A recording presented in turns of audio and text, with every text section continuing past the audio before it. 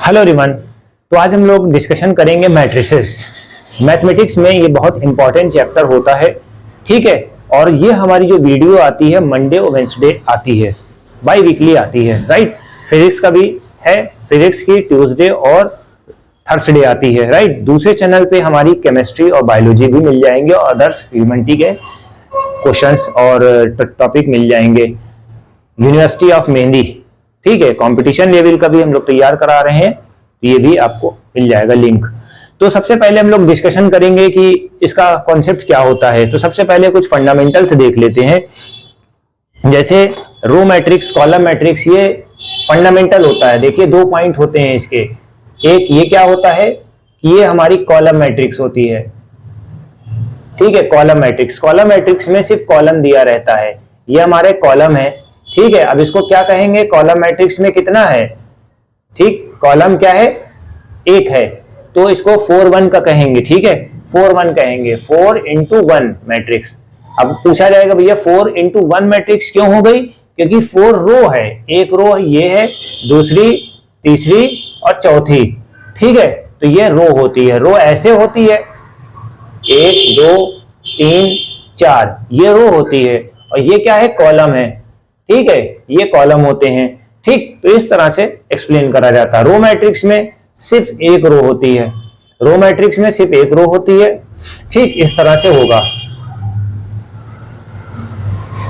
Diagonal matrix में क्या होता है, डायगोनल मैट्रिक्स में आपको सिर्फ इतना ध्यान रखना होता है कि 2 into 2 मैट्रिक्स होती है। 2 into 2 का मतलब क्या होता है, इसमें दो होंगे, दो इधर हो गए, यानी कि 4 होंगे। 3 into 3 मैट्रिक्स में क्या होता है, 3 रो होगी, 3 कॉलम होगी, ठीक है। 4 into 4 में 4 रो होगा, 4 कॉलम होगा। 4 into 4 माना नहीं जाता इतना, ठीक है, क्वेश्चन नहीं आता है इसके ऊपर। डायगोनल मैट्रिक्स में क्या होता है कि डायगोनल में ही वैल्यूज होंगी, बाकी डायगोनल के साइड साइड में कोई वैल्यू नहीं होगी। देखिए यहां पर 0 है, यहां पर 0, डायगोनल में सिर्फ वैल्यू होती है, देखिए ये वाले पे, ठीक है, 1 2 3 यहां पर होगी। डायगोनल में क्या होता है, जो इनके ऑर्डर्स होते हैं डायगोनल मैट्रिक्स में 1 2 3 होता है, ठीक है। पहला नंबर, दूसरा नंबर, तीसरा नंबर, ये आपको याद रखना है, इसको डायगोनल बोल देते हैं, राइट। स्केलर मैट्रिक्स बहुत आसान है। स्केलर मैट्रिक्स में क्या होता है कि जो इनकी डायगोनल मैट्रिक्स होती है, ठीक है, वो बराबर होती है, डायगोनल मैट्रिक्स में सेम रहते हैं, ठीक है। डायगोनल मैट्रिक्स में जो एलिमेंट्स होते हैं वो सेम होते हैं, ठीक है। डायगोनल मैट्रिक्स में एलिमेंट सेम होते हैं, ये क्वेश्चन पूछा जाता है 1 लाइनर में, राइट।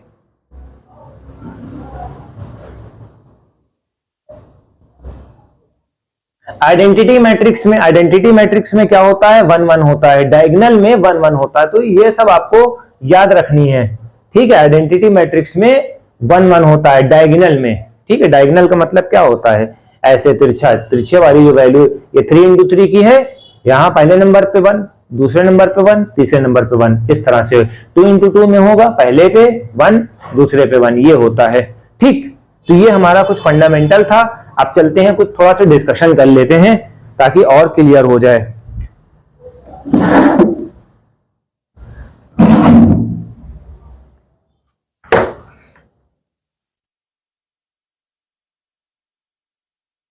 देखिए सबसे पहले हम लोग डायगोनल बनाते हैं, कुछ क्वेश्चंस हमें लेने हैं।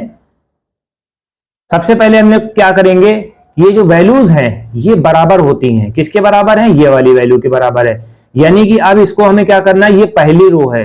सबसे पहले हम लोगों ने क्या समझा था, ऐसे समझिए, ठीक है, ये वाली रो होती है, ये रो है, ठीक है। ये क्या होती है, कॉलम्स होती हैं, ठीक है। पूछा कैसे जाएगा, जैसे मान लो कि ए है तो आई और जे, आई क्या है, ये पहले नंबर वाली रो होती है और दूसरे नंबर वाली कॉलम होती है, ठीक है। तो यहां पर I1 हो जाएगा, I2 हो जाएगा, I3 हो जाएगा, J क्या हो जाएगा, 1 हो जाएगा, 2 हो जाएगा, 3 हो जाएगा। यहां से आपको ऐसे करना है, ठीक है। तो ये फंडामेंटल आपको अभी आगे मिलेगा। तो जैसे मान लो कि अगर दोनों को बराबर करना है तो हमें क्या करना पड़ेगा, x + 3 = 0, ये वाली जो वैल्यू होती है, रो 1 जो होता है, पहला एलिमेंट पहले एलिमेंट के साथ, दूसरा एलिमेंट दूसरे एलिमेंट के साथ, तीसरा एलिमेंट तीसरे एलिमेंट के साथ, इस तरह से वैल्यू निकाली जाती है। तो वैल्यू निकालिए, x+3 किसके बराबर है, 0 के बराबर है। तो थोड़ा से अगर हम इसको साइड कर देंगे तो x की वैल्यू -3 हो जाएगी। ठीक है, अब जैसे मान लीजिए कि z की वैल्यू अगर हमें निकालनी है, ठीक है, z की वैल्यू निकालनी तो z+4 जो होता है किसके बराबर है, 6 के बराबर है। यानी कि z वाला इसके साथ अटैच होगा, a वाला इसके साथ अटैच होगा, b वाला इसके साथ अटैच होगा, ये रखना है आपको। तो z की वैल्यू ट्रांसपोज करने के बाद आपकी आएगी 2। तो ये आपको थोड़ा सा ध्यान रखना है, राइट। अगर y की वैल्यू निकालनी तो y की वैल्यू कितनी होगी, ये 3 नंबर पे है, 3 कॉलम है और 3 कॉलम है, यानी कि रो 1 3 कॉलम, यानी कि 1 3 इस तरह से होगा। i की वैल्यू 1 3, 1 का क्या मतलब, यानी कि रो 1 है, पहली रो है, तीसरा कॉलम है, पहली रो तीसरा कॉलम।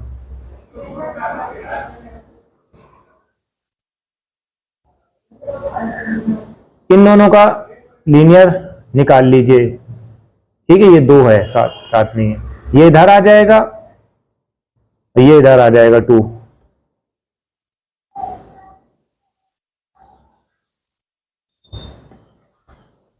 ठीक है, बस इस तरह से होता है। अब सारी वैल्यू आपकी आ जाएगी, z की वैल्यू कितनी आ गई, 2 आ गई, x की वैल्यू 3 आ गई। अब a की वैल्यू अगर पूछा जाए भैया तो a -1 किसके बराबर है, 3 के बराबर है। यानी कि अभी a की वैल्यू कहां है, पोजीशन क्या है, a की वैल्यू जो है 2,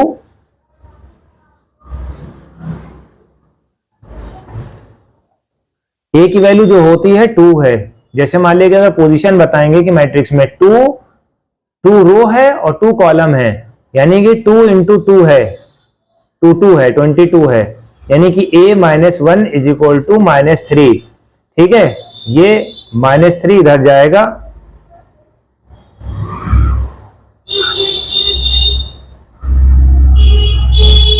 ठीक है। तो ये चीज इस तरह से समझी जाएगी बेटा।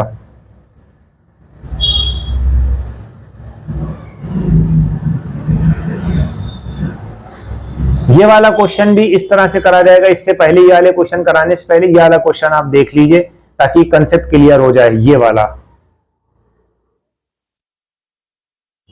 ठीक है। इसमें आपको बनाना पड़ेगा, इसमें आपको क्या बनाना पड़ेगा, 3 × 2 की मैट्रिक्स है, यानी कि 3 रो होनी चाहिए और 2 कॉलम होने चाहिए। इसमें जब आपको बनाना है वो 3 और 2 के कॉलम में बनाना पड़ेगा, ठीक है। ये जो मैट्रिक्स आपको दिख रही है, ये जो मैट्रिक्स आपको दिख रही है 3 × 2 की मैट्रिक्स आपको बनानी है। आपको इक्वेशन दे दी जाएगी और बोल दिया जाएगा कि भैया ऐसा करो, ये मैट्रिक्स बना दो, 3 × 2 की बना दो, 3 × 1 की बना दो, 3 × 3 की बना दो। तो आपको क्या करना है, 3 × 2 इसका मतलब यानी कि 3 रो होनी चाहिए, 2 कॉलम होने चाहिए, ठीक है। क्वेश्चन में ये कहा गया है, एनसीईआरटी का एग्जाम्पल नंबर 3 है, देख लीजिएगा रेफरेंस में। तो हमने क्या करा, ये इक्वेशन दे रखी है, तो 1/2 i - j। अब जैसे मान लीजिए कि i - j है कि i की वैल्यू 1 2 3 रख दो, जो भी वैल्यू इधर रखी जाएगी इधर भी वैल्यू रखना है बेटा। तो i की वैल्यू जैसे मान लीजिए कि हमने 1 रखी तो 1 यहां पर रखी, j की वैल्यू तो यानी कि 1 - 2, ठीक है। तो कितना हो गया, इसमें देखिए मॉड है, मॉड का कंसेप्ट समझिए। मॉड में क्या होता है कि वैल्यू पॉजिटिव हो या निगेटिव हो, आंसर पॉजिटिव में ही आना है, ठीक है। तो इसमें क्या था कि 1 - i - 3j ये इक्वेशन है बाई 1/2 है, ठीक है। तो i की वैल्यू हमने 1 रखी और j की वैल्यू भी 1 रखी, तो 1 - 3, 1 - 3 का मतलब यानी कि -2, ठीक है। और -2 डिवाइड हो जाता है 2 से, तो -1 आंसर आ जाएगा। बिकॉज ऑफ मॉड, मॉड में ये वैल्यू पॉजिटिव में कन्वर्ट हो जाती है, ठीक है। बस आंसर आ गया। इस तरह से आपको रखना है। चलिए रख के बताते हैं।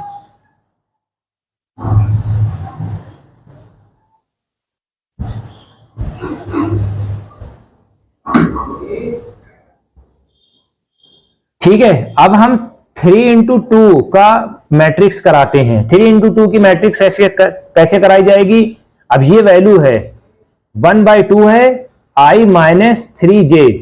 अब i की वैल्यू हमने जैसे मान ली कि 1 रखी, j की वैल्यू हमने भी 1 रख दी, ठीक है। 1 2 3 ऐसे रखना है, ठीक है।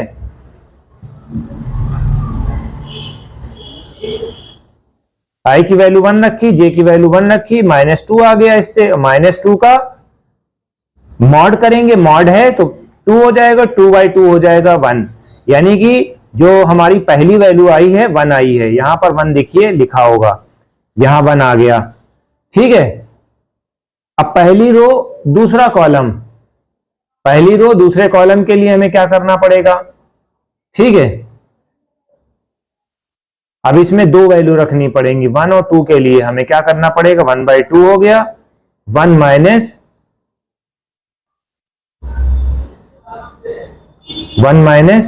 3/2। ठीक है, बस ये ध्यान में रखिएगा कि पहली में एक ही वैल्यू जो रखी जाएगी वो वही रखी जाएगी। 1 में हमने रखा है आई की वैल्यू अगर हमने 1 रखी है तो पूरी रो में हमें रखना पड़ेगा वैल्यू वही, ये नहीं कि अलग अलग चेंज कर देंगे तो आंसर गलत हो जाएगा। ठीक है, अगर आई की वैल्यू हमने ठीक है, आई की वैल्यू अगर हमने 1 रखी है तो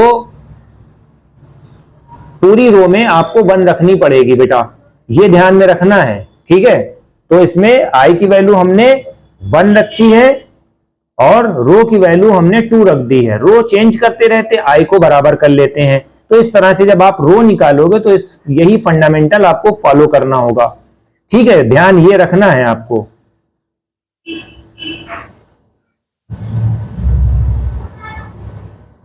ठीक है, अब दूसरी रो जब हम करेंगे, दूसरी रो में हमने नाम दे दिया, आई की वैल्यू हमने 2 रखना है, आई की वैल्यू हमने 2 रखना है, जे की वैल्यू हमने 1 2 3 रखना है। ठीक है, तीनों रो में ऐसे करना है बेटा। तो आई की वैल्यू अगर हमने 2 रख दी है तो इक्वेशन क्या है? 2 - 3 × 1। ठीक है, 2 - 3 यानी -1, यानी कि 1/2 है, ये 1/2 आ जाएगा। फिर वही रखेंगे, 2 - 2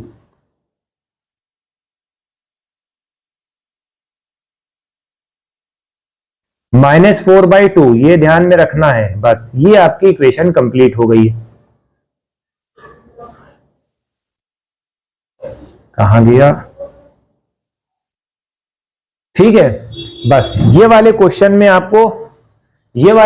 में कुछ थोड़ा से आपको ये ध्यान रखना पड़ेगा कि जैसे मान ले कि पहली रो आप कर रहे हैं।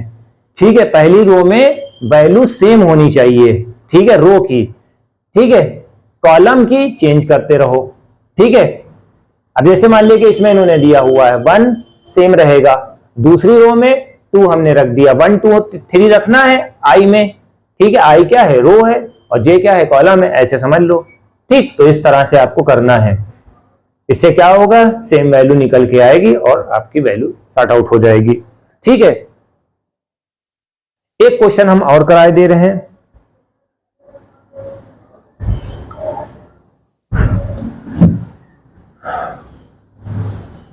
एक क्वेश्चन ये है, ये बहुत आसान है। इक्वेशन बराबर जब भी होगा तो दोनों को बराबर कर लेना। ये 1 1 वाला है, ये वाली 1 1 वाली है। ठीक है, यानी a - b की वैल्यू -1 हो गई। ठीक है, इक्वेशन नंबर 1 हो गई। ठीक है, 2a + c की वैल्यू कितनी हो गई? 5 हो गई। ठीक है,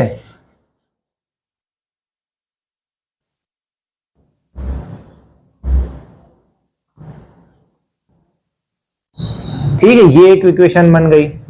ठीक है, 2a - b की वैल्यू 0 हो गई। ठीक, और 3c + d की वैल्यू 13 हो गई। अब वैल्यू पता करना है ABCD की, ABCD की वैल्यू पता करना है तो हमें क्या करना पड़ेगा? यहां से निकालना पड़ेगा बेटा वैल्यू। 2a माइनस को हमने का क्या करा? इधर कर दिया। ठीक है, तो a की वैल्यू b/2 हो जाएगी, a की वैल्यू b/2 हो जाएगी। ये वैल्यू हम इक्वेशन नंबर 1 में पुट कर देते हैं। ठीक है, तो a की वैल्यू b/2 रख दो।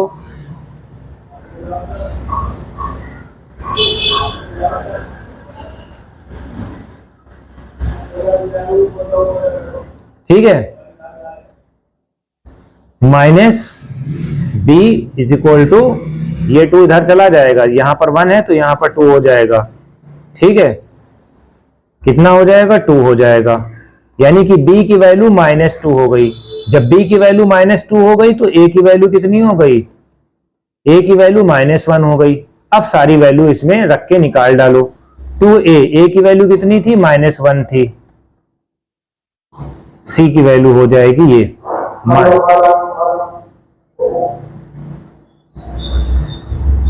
ठीक है। तो ये हो गया क्वेश्चन आपका। ठीक है, तो ये वाले क्वेश्चन एक्सरसाइज हो गई है। ठीक है, थैंक यू।